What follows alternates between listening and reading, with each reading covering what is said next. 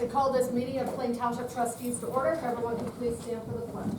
I pledge allegiance to the flag of the United States of America and to the republic for which it stands, one nation, under God, indivisible, with liberty and justice for all.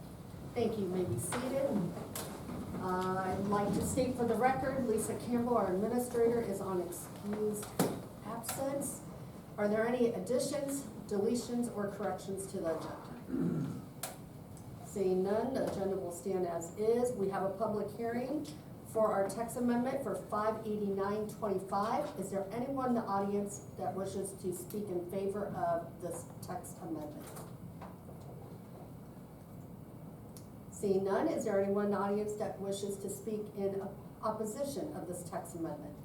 I think just let the record clarify for the fact it's in regards to how we advertise instead of having to go to traditional print. This allows us to use our website, social media, since print media is becoming Absolutely. obsolete and extremely expensive. And it will be for at least 10 days before the date of hearings. Seeing none, we will close out the public hearing. That will take us straight to the sheriff's report for his monthly report. Evening. Good evening. Alright, so for June, we had 899 calls for service, 59 crashes, 14 of those were injury crashes, 53 alarms, guys made 255 traffic stops, they issued 154 citations, they made 54 arrests, did 132 vacation/security checks. Our detective was assigned 17 cases. He closed 8 breaking and enterings, 1 felonious assault, and 1 regular assault. We got the charts and we'll be able to get back. So as we were just discussing before the beginning of the meeting, did you guys happen to get called, would it be a crash for the house at Marquardt and Apple Grove? The folks that petitioned to put that, 8-foot fence. yeah. I just happened to see it. That's all it's right. been crashed. I was gonna say, It was an injury accident. this is my first day back from vacation, so. Time of day was it? 2 or 3 in the afternoon It was on. in the afternoon? Yeah, Saturday afternoon. So, but yeah, SO was there because we had, We transported him. somebody pulled somebody else or whatever, and then they ended up hitting the fence and the house. Were they transported or are they Oh, I okay? do remember I seeing hope they're that. okay. Actually, no, I think we actually did refusals, if I remember right. I can't remember all the particulars, but. I'm glad. Well, thank you for the update, and if Yeah. anybody has any questions, please seek the vendor. Thank you. That'll take us right over to the fiscal officer report. Tom? Thank you. Fiscal Officer number 1 is a resolution to authorize payment of pending warrants in the amount of $155,773.72. Second? Discussion? Roll call. Mr. Hawes? Yes. Mrs. Harless? Yes. Mr. Sabo? Yes. Fiscal Officer number 2 is a resolution to authorize payment of regular payroll in an amount not to exceed $300,000. So moved. Second, discussion? Roll call. Mr. Hawes? Yes. Mrs. Harless? Yes. Mr. Sabo? Yes. Fiscal Officer number 3 is a resolution to authorize payment for the following medical claims. So moved. Second. Discussion? Roll call. Mr. Hawes? Yes. Mrs. Harless? Yes. Mr. Sabo? Yes. That concludes the fiscal officer report. Thank you. I think Chief is. Are you Okay. doing disaster recovery? Yeah. Yeah. Okay, that'll take us over to the administrator. Chief will be covering 4. Chief? Yeah, in front of you is the policy that the administrator and the department has put together for the disaster recovery policy, which was kind of driven by OTARMA for event of an internal problem, whether it be IT, et cetera, it could be natural disaster, whatever, taking down all of our infrastructure. And, special thanks obviously to Lisa, Computech, ABC, there's a bunch of people that played into this. It actually worked out because we found out that there was so all ours are like, phones aren't really like phones anymore, they're computer driven by fiber. We had a problem with Spectrum, and it wasn't rolling some lines out, so that's what brought in ABC to be able to take an automated message that they're gonna have with this program that basically says, the phone lines are down at these particular, venue, blah, blah, blah. Please call this cell number.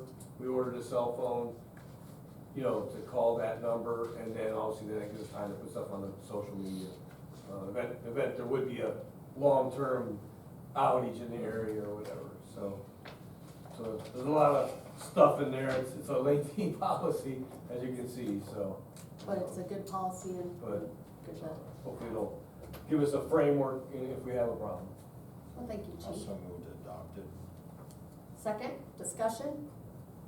Oh, wait, that was discussion. Roll call. Let's see, Becker. Mr. Roll call. Sabo? Yes. Mr. Hawes? Yes. Mrs. Harless? Yes. And that will take us back over to Chief with the fire department. Thank you. Item number 1 is our monthly report. And on the cover there, that's one of the pictures of Safety City, so we've been over 25 years with that program. So another good year. Attendance was up. We were at 100 people this year, so we're finally coming back from COVID, I think, getting our numbers back up. We appreciate you so much being able to do that, you and the staff, and the rest of the guys.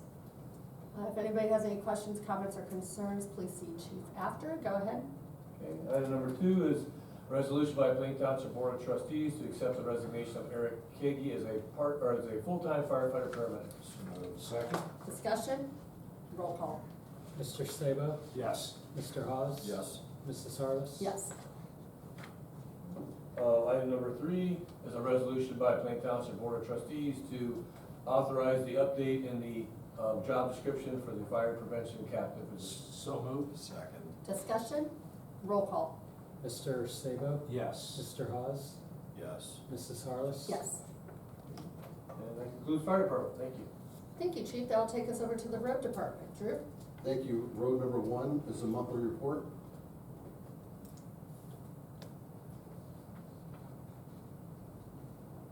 It's concrete curb work.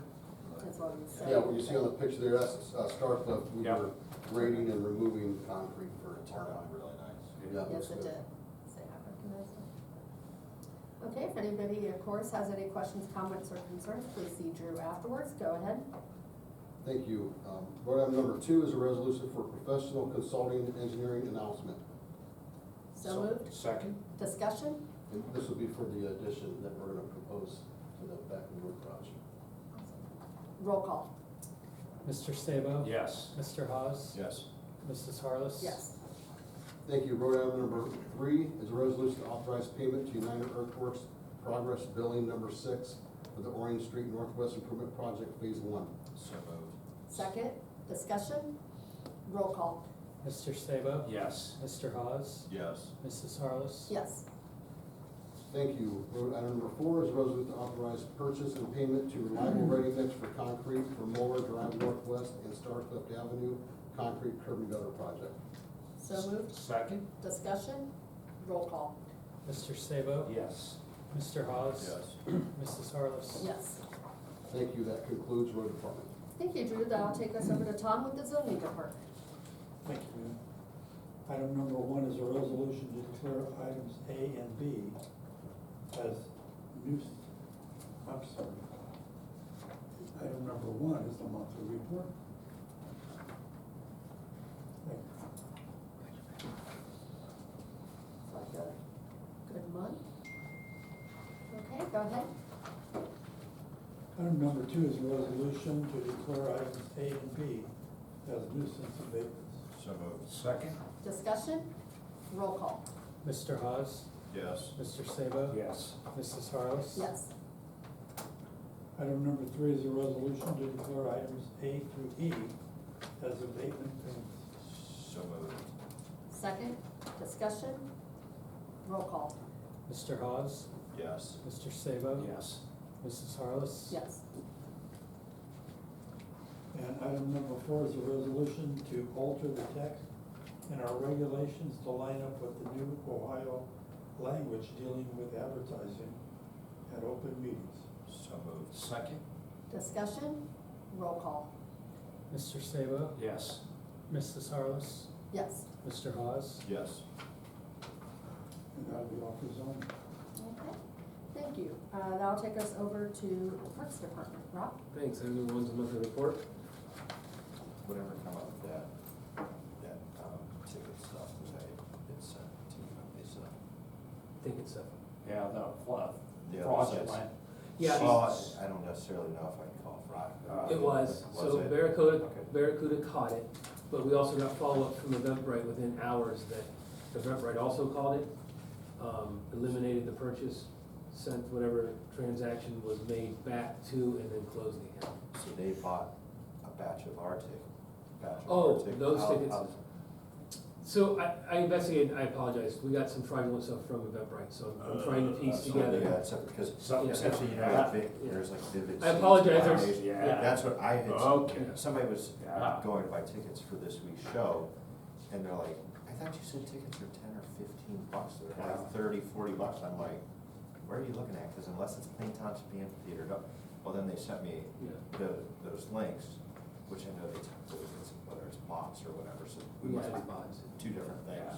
Yeah, so they technically could access through Vivid Seats our tickets. So what we did in relation to this is we put as many communications out as many places as we could, saying, please only buy from the amphitheater, you're being way overpriced for a $10 or $15 ticket. And that's the best we can do, because they do have access through secondary sites to grab those. All right. So, but we did our best to. I was gonna say, I didn't hear about the other. Yeah, well, because we had gotten a couple from Eventbrite. I don't even think I told Lisa because it was just easy to handle once Eventbrite notified me and flagged it, and then did the investigation on their own. They basically said, nope, this is fraudulent. We don't want you to have access to anything. Push back, close. Gotcha. So nice that Eventbrite works that well too. I apologize. There's been a couple different ones. I was a little. Okay, yep.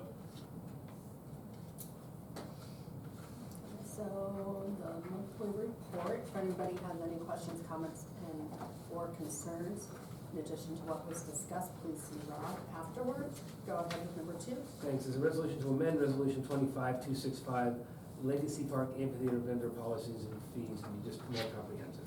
So moved. Second. Discussion? Roll call. Mr. Sabo? Yes. Mr. Hollis? Yes. Mrs. Harless? Yes. That concludes Mark. Thank you, Rob. There's nothing under the law director. That'll take us to communications. I believe Chief is covering that. He is now. Chief, you want me to do it? Yeah, go ahead. I wasn't informed on those ones, but I That's can read all right. those, absolutely. First one's from the Western Reserve Land Conservancy, and they're inviting us to a celebration, whichever's closest to us. I didn't go through to see which one would be, but they're having a dinner and we're invited, so. It's the Southern District. Southern District is the one for us. Okay. The second one is, came from Jeffrey B. Just read it because it's short. Dear Mr. Hawes, my wife Lori and I wish to express our gratitude for the time and effort you spent to help us with our zoning permit issue. Construction for our new addition is back on track. While construction continues, we are hoping to be moving into the house in just a few weeks. We would not have been able to accomplish this without the help you and the other individuals who worked with you provided. We love living in Plain and appreciate leaders like you who care for the concerns of its residents. Just because, thanks, everybody. We all had a say on this one. And then the third one is a comment from Andrew Delito, I believe is how you say that. Congratulating us on the job well done on the newspaper, saying it was chock full of helpful information. Particularly, he points out the transient vendor information was helpful for their particular neighborhoods. They feel like they get a lot of those. Well, fantastic. Thank you. I appreciate that. At this time, we've reached the public speaking segment of the meeting. We welcome any audience member who wishes to address the board. You may refer to our public speaks format that's located on the back desk. You can approach the podium or stay seated, whichever you prefer. Please provide your name and address to our fiscal officer for inclusion in the minutes. Please note that in accordance with Plain Township's regulations, each speaker is allotted 3 minutes to ensure all viewpoints are heard effectively, fostering fairness and accommodating diverse perspectives within the allotted time frame. Keep in mind, this is not a question and answer format, but an opportunity to speak. The board respects the rights of citizens to present differing opinions, views, and criticism. Both the board and citizens are expected to respect the comments of others while maintaining the highest levels of decorum. Is there anyone in the audience that wishes to address the board? Okay. that, any concerns of the fiscal officer? No concerns? Okay, I'll make the motion to approve the minutes from June 24th. Discussion, roll call. Mr. Sabo? Yes. Mr. Hawes? Yes. Mrs. Harless? Yes. I will make the motion to adjourn this meeting at 6:15. Second. Discussion, roll call. Mrs. Harless? Yes, Mr. Sabo? Yes. Mr. Hawes? Yes. meeting adjourned.